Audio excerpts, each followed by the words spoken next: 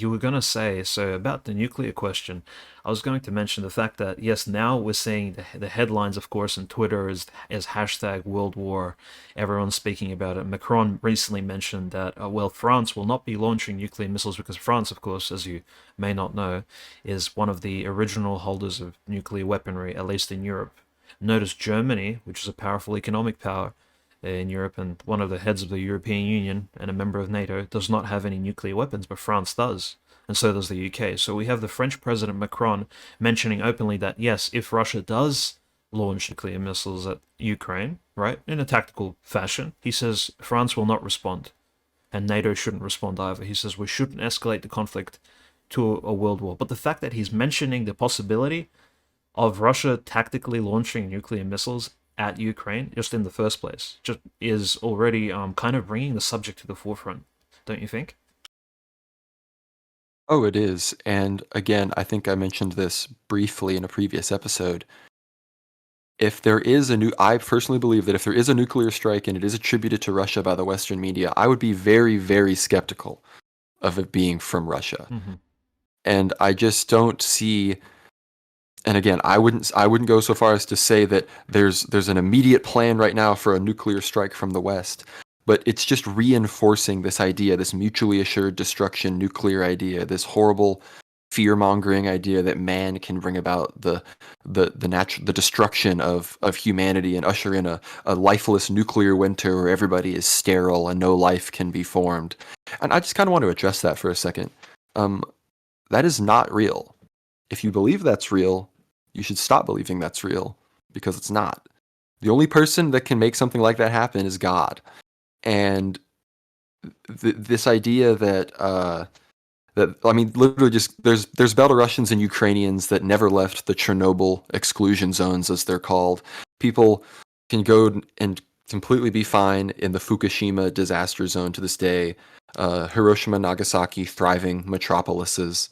You know, this isn't to say that there aren't enormous bombs that involve complicated, scientific maneuvers that can wipe out cities and areas, but it's there is no and many people there's this. I'm not the only person to hold this opinion. There are many academics and scientists who would back me up on this, but I just think people need to recognize that fear mongering coming from the Western mainstream media is both to reinforce that narrative of man's power over creation, as well as to probably gaslight you to believe that Russia will actually use nuclear weapons, quote unquote, tactical or not, again, whatever that means, against its brother nation Ukraine, which I just don't think is even in the cards from a practical perspective right now at No, the no. Russian leadership. I think we've seen no precedent of Russian wishes to even force mass destruction upon the Ukrainian, say, land mass, the infrastructure, um,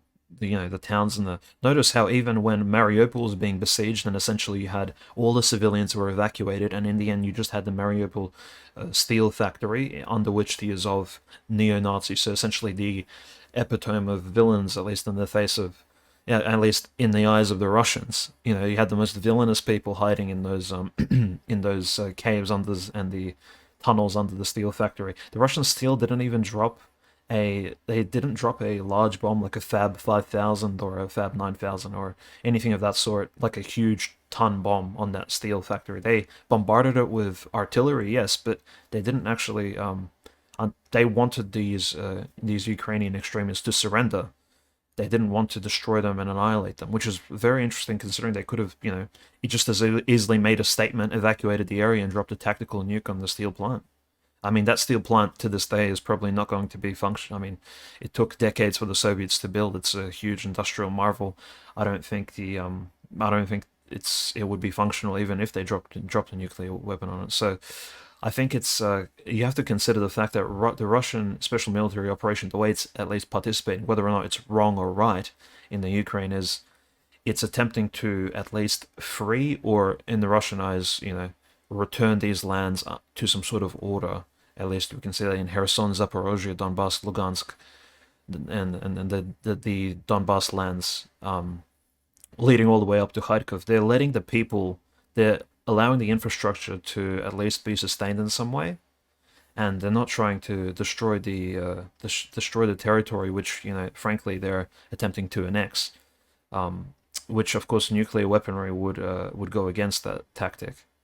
I'm so I completely agree. I think the exaggeration that Putin is in some sort of he's in a forced position to drop nuclear weapons on the Ukrainian forces is a little bit far fetched. And if anything, it is it's causing the same deal of anxiety that perhaps COVID has caused in the prior 2 years, but now has fallen away. Notice, as we mentioned in our first episode a couple of weeks back, COVID was the main driving force of discourse for anxiety building in the media. It was always discussed, well, don't catch COVID, or maybe even, frankly, even the vaccine discourse. It was all the vaccine slash COVID discourse essentially caused not just mass panic, but mass anxiety in society. The fact that first COVID was forced on us, then of course the vaccines were forced by the government.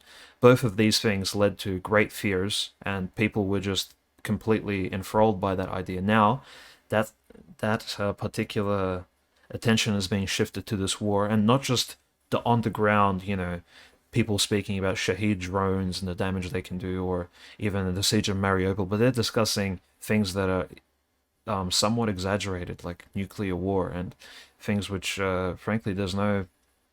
At least the Russians have no ground to even begin a nuclear conflict, right?